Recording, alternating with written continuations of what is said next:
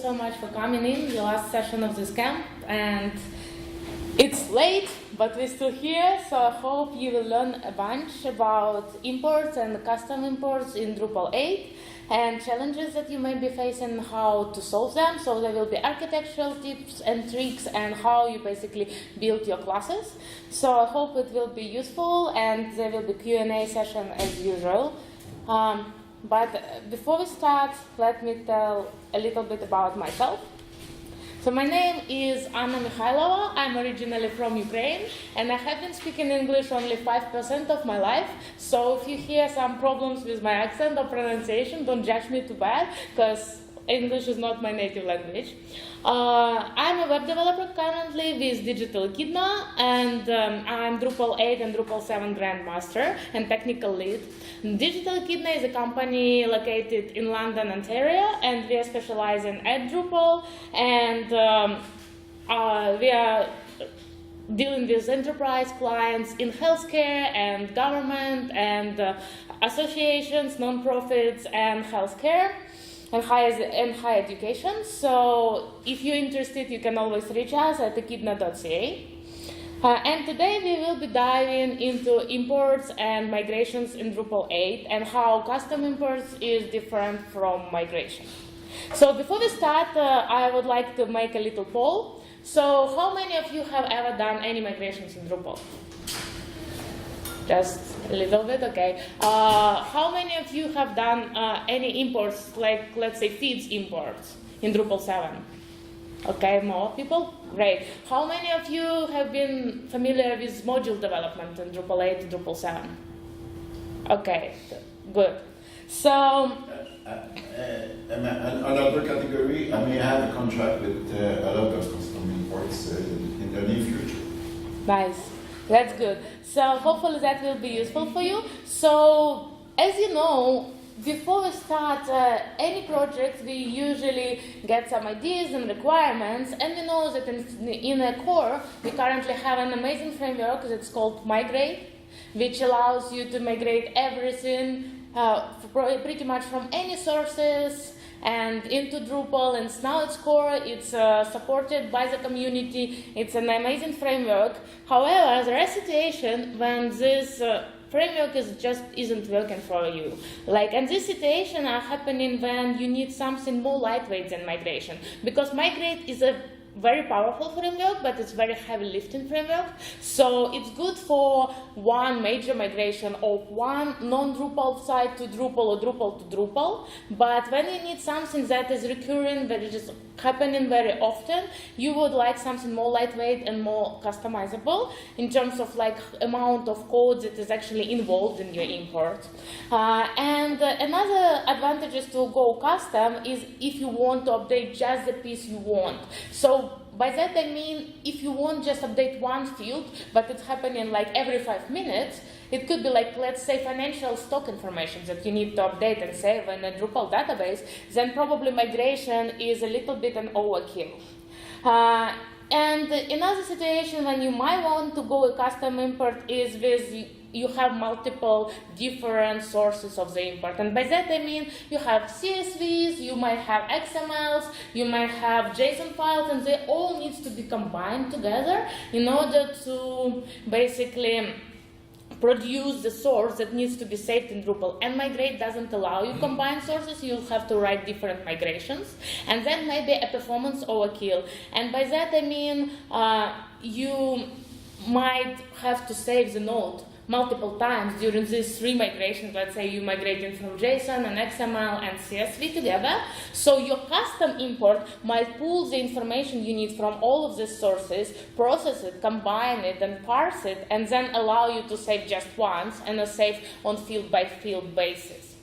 Another problem with Migrate can be that it only creates nodes, and publishing and deleting is a little bit more challenging, unless you basically reroll migration, you run it backwards, so then you can delete, but effective deletion through the migration framework is a little bit challenging.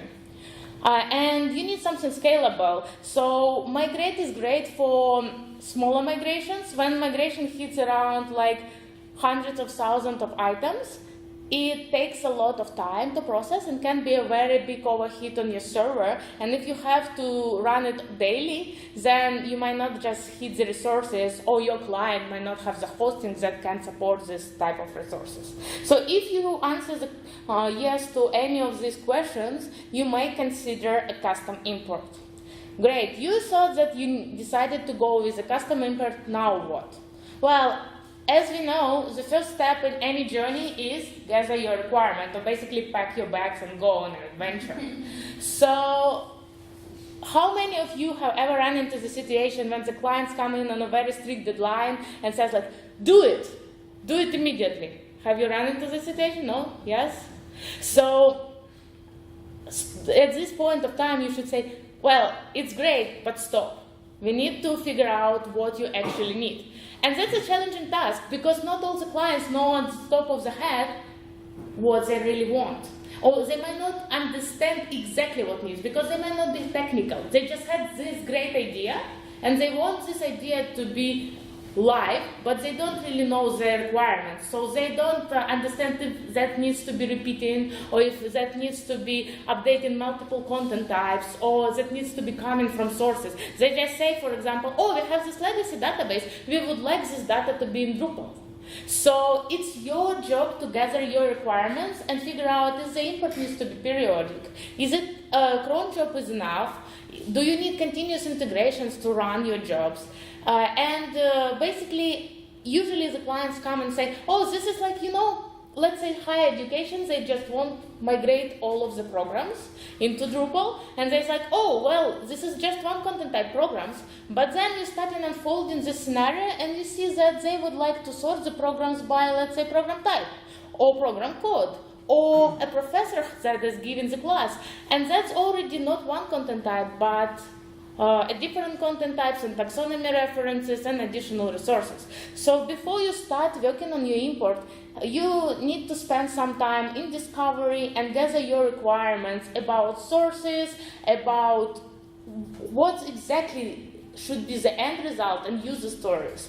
Because otherwise, your architecture will not be sufficient enough to support future requirements. It's very easy to build from start and build something great, then patching it and trying to push it inside, like the blocks inside afterwards. So it's like a Jenga game. If you build it from the bottom to the top, it's very good and easy to build a good foundation, but if you missed something, it just will be missing blocks and everything can fall apart very easily later on. So what are the options? Well, the simplest import is basically the same one that you would see in Drupal 7 feeds. It's a manual import that is triggered through UI. So you map the sources once, and then all the client needs to do is just click the button, you see this batch process, and then progress bar, and it's triggered out the import. The second solution would be a cron job. So when the client doesn't want to be responsible for pushing the button, they basically would like a background process, then you may consider a cron job. The problem with the cron job is that some hosting have limitations in terms of how much the cron job can be running, right? 3 minutes limitations.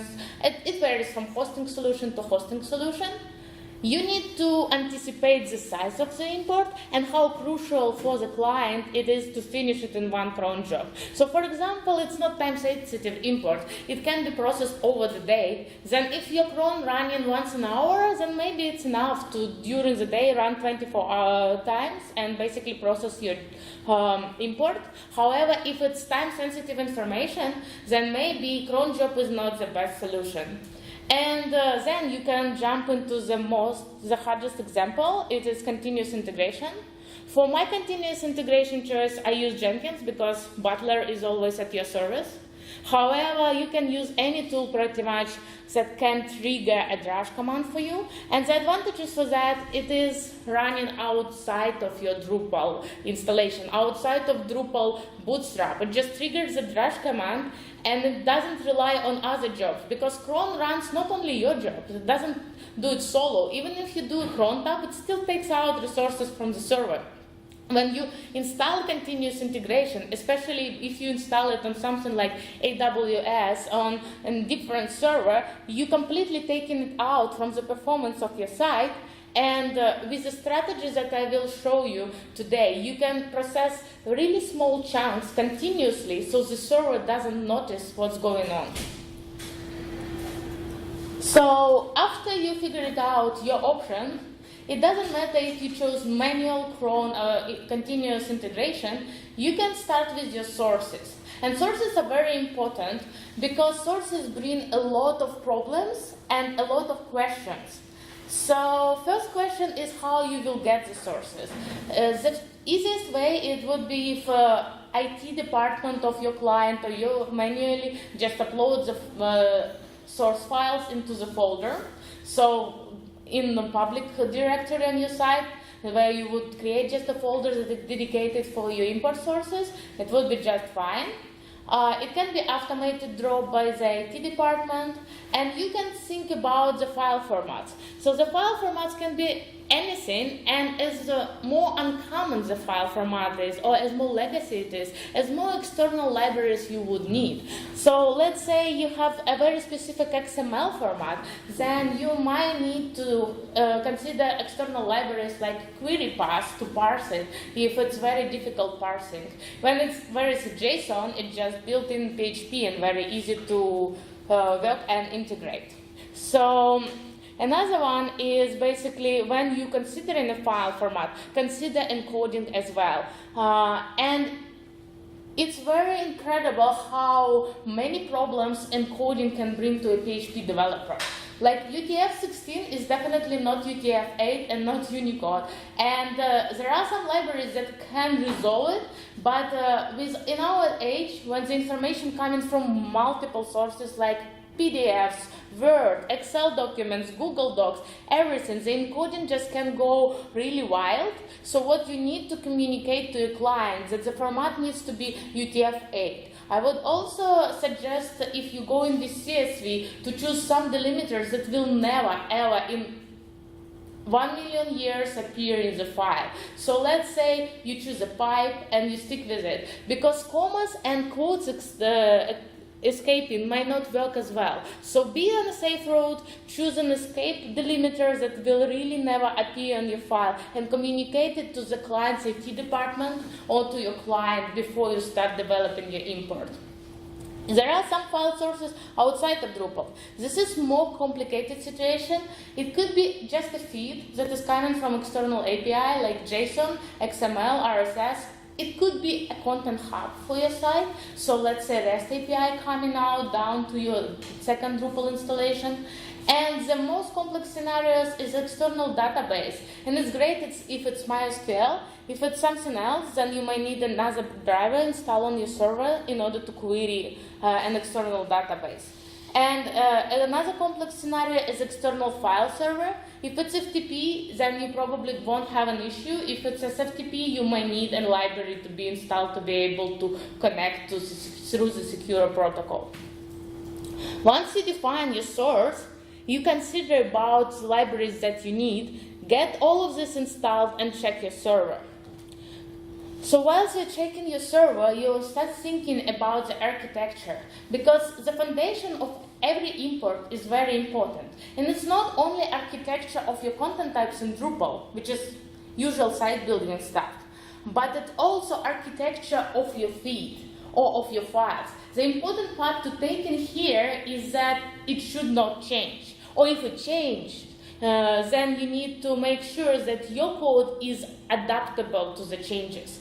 So it's better if you communicate to the IT department that it needs to be set in stone. So let's say you have a CSV file, your column names needs to be the same no matter what. And that makes sure that your API is extendable and backwards compatible in the future. Because if you know for sure that the columns do not change the name and you just add a new column, nothing breaks, you just create an add-on. But if your IT department always provides you a file and you have to guess on a column, then this may bring some problems, especially if you're running recurrent imports on a live production environment. And another interesting fact is try to get access credentials very early. So let's say you have to pull from external server, ask for access credentials. It's very difficult sometimes. If you're working for healthcare in a hospital and a big organizations, they will not give you a root access. And you might not know that you can't even pull from them until you actually try. And it's usually late in the development process. So try to get the access early. In terms of Drupal site building, think about your content types. So usually clients come in and say, oh, we just need a flat content type. But before you jump ahead and build one content type out of the import, ask additional questions. Ask questions about what other functionality you would like to do with this imported data. Do you want to just show it and expose it to end user? Are these end users going to do anything with this data additionally? Search. Do you need any Solr specific fields? Are you using Solr? Are you using normal Drupal search? Do you tag it as a taxonomist? Is it going to be filtered? Are there going to be any external fields? Like let's say they say, oh, we just have a program with some promotional materials. So fields like images or files, they're not simple fields. It's already not a flat content type. And if you're using a media module on your site, those fields become references to media entities. So it's very important to build up the architecture and test it with the sample data before you actually dive into import. Because then you don't have to rewrite whatever you already wrote. And think about the site multilingual, and it's very important, I guess, here in Quebec, because I think that a lot of clients here come in asking for English and French site, and translation is usually a challenge in the import. So think how translated information will be coming to you in an import. Is it going to be one row, one language, or is it going to be both languages in one row? Is there going to be unique identifiers and how translations will communicate to each other? Think about that and think about the amount of items that needs to be imported or growing over time. Let's say you don't even have a big import per day. Let's say 10,000 items coming per day, but you have to store information for 10 years. Now, if you multiply it, it's already thousands of items. Then if you think about putting all of this into node table in Drupal 8, that might be overwhelming for your server because it also serves other pages on the site. Let's say not just programs, but notes and articles or something else that is pretty trivial. However, that will kill down the performance because even though it's indexed, Drupal will search through the entire node table in order to get them into your usual everyday views. And that will slow down. So if you have this huge batches of information sitting there and you just have to store it into the Drupal database, think about custom entity. Because then you will kill down the performance issues with linking thousands of joins to the node table back, and we'll just create an efficient table where you can store all the fields in the table. I'll still make it fieldable through the code and easier and faster to query for Drupal and more performant as a result. Once you've done that, it's time to find the right key. And the point is how you will access the data. If you are unlucky enough and the client wants to host the server, the site themselves, check their server, check about modules and libraries that are currently installed. In many cases, oddly enough, there will not be even a curl extension, and you may spend days trying to debug and see why import is working on your local but not working on an environment, and that will be because you don't have needed extensions or libraries installed on the server. Check about your special permissions and credentials for the server, but also about permissions in the database. So let's say the client needs to run the import themselves, but this is just one department that is responsible for financial prices or for press releases, and it's very locked up. Think about, do you need a configuration entity, or do you need special permissions in order to provide restrictions in Drupal for running the import and modifying the import. Once you got that out of your way, the import itself is pretty easy. It's coming down to 3 very simple steps: get the data, parse the data, and save the data. Done. Now, that's all very nice until you run into problems. And the first biggest problem is the time of your import. As I mentioned before, time is essential on the server, and if you run into it on cron, you need to think how to make it efficient enough and split into small batches, or how to run the import externally so it takes less time to process each single item, but in general, it creates an infinite queue for your items, so you can scale it infinitely on the server. And think about your server resources. So in order to solve these problems and accommodate these 3 steps, we are going to look at the diagram. So the solution that I came up with is 3 queues solution. We will have 3 queues. The first queue will just hold the data. The second one will hold parse data, and the third one will save the data. What that allows you to do is to make sure that every single node or entity in a single period of time is processed consequently, so no node will ever have a partial save.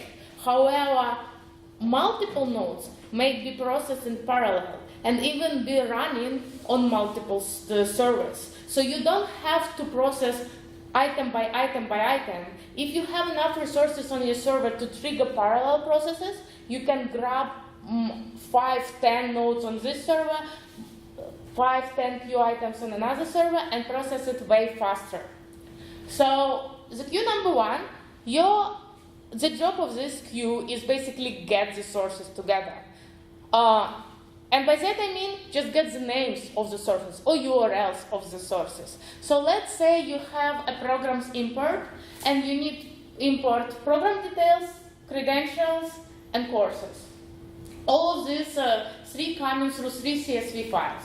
So the first queue, all it will do, it will just record these links to curl requests to these files or URLs to these files. And that's it.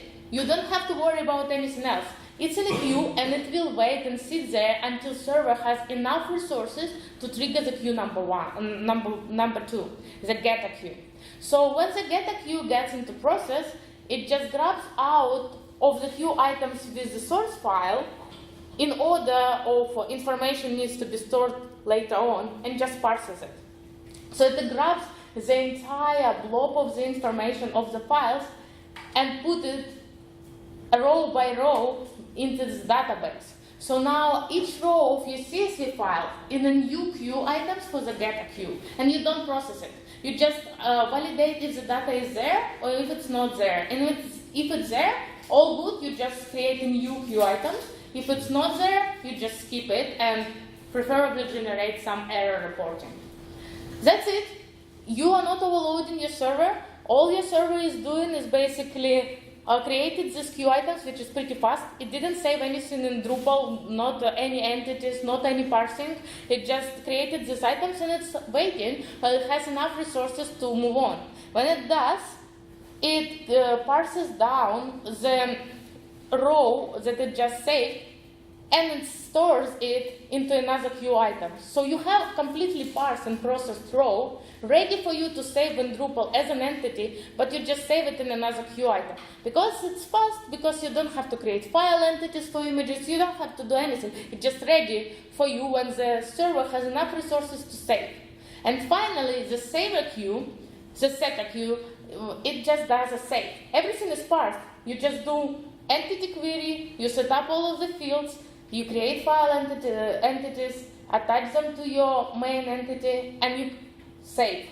It's just one node at a time, and it's very fast, and it's very performant. So when it has time, it will go through all of the setter queue items and save all of the nodes. This will indicate that the import is complete. What is the advantage? Well, let's say something happened to your server. It went down, it went slow, something happened and the import stopped. When you trigger it through the Jenkins or even through the cron, it will stop at a certain point and will pick up from this point. So you will never lose items, you will basically always pick up from the point where you stop. So you're having a lossless import that is actually not holding a lot of information in the memory. It just processes very efficiently one item at a time. So how it's done? Through the trigger. There can be multiple triggers, and we said manual. The easiest way to do is to create a custom form when you click and it just runs a batch process, which is not a batch process of the import. It's just a batch process to populate the first get a queue. So basically get the URLs of all your import sources and files, and that's it. Drupal will pick up on background after that because basically queue will get processed on a cron or something else, and one queue will populate another queue, and then it will save into Drupal. Or it will be completely background process when it's triggered by cron and it's finished by cron. Or it's triggered by Jenkins and it's finished by Jenkins. If you're using Jenkins, just create a custom drush command. Jenkins is very powerful. It's like cron on steroids, but it can do way more for you. The problem is I don't play as much with it, but all I do is basically telling it, hey, please run this drush command at this period of time. What it does for you, Jenkins always communicates to the server, and it will never drop the job before it's done, or if it drops it, it will restart it automatically, so you don't have to worry about, did cron run? Is it enough visitors? And cron didn't run because some hosting have these limitations. So for you, Jenkins will always run, and the drush command can be as simple as populating the first queue, and then just all the other queues will populate itself, like in a waterfall. So how it can be done in code? So obviously there are two separate pieces of code. I just put them in one slide. But there are two examples. One is form and one is drush command. So in the form, all you do, you just populate the data queue. And that's it. You say it's manual. You can create some sort of configuration options for your form. Let's say you want it to run overnight. Then when you run the cron, it will check for this configuration option, and it can check if it's set to run overnight or maybe not. Maybe you just click it by accident. And drush command can be as easy as you just define it as similar to Drupal 7. So we are not going in depth for that, but it just basically populates the queue for sources for you. Once that's done, we are going completely objective or object-oriented approach in here, and the advantage for that is I love Drupal 8. It's extendable, it uses inheritance. It means that you can write the code once and have multiple processes, background and manual, whatever your client prefers, without having to rewrite the code. So underneath you see import get cron and import get manual. This is exactly the body of these classes. You don't have to write anything in there, except you write annotations for the queue worker, so Drupal recognizes the plugin, but other than that, you don't have to write anything. Every single bit of code is going into the base class, and that allows you to change anything or fix anything in your base class only. You don't have to run around thousands of files to be able to figure out where the code lives. It always will live in your base class, and then you just extend and inherit. After that, you go into the saving base class, and this is where your save will occur, and this is utilizing just an entity API that is native in Drupal core. You just set your fields, and that's it, and you're getting it saved. And I'm not going into details of coding here because it will be different from content type to content type, from your data source to data source, but basically all the parsing and saving going into this class, and then again, you just inherit from that. And that's it. You imported your data. You just need two classes and one trigger, either a form or drush command. And your import can be infinite scalable. It will be very performant and very fast and very lightweight. That's all I have. Questions? Comments? No? Not at all? Well, I Yeah. appreciated the three queues. I like that idea. I've run into a problem myself where we had one queue and it was kind of overwhelmed. So I think I'll implement something like that using Jenkins. That's a nice idea. Thanks. Thank you. Else? No? All right, I have a couple Drupal badges. If you want, you can come grab them. And thank you for coming. Thanks.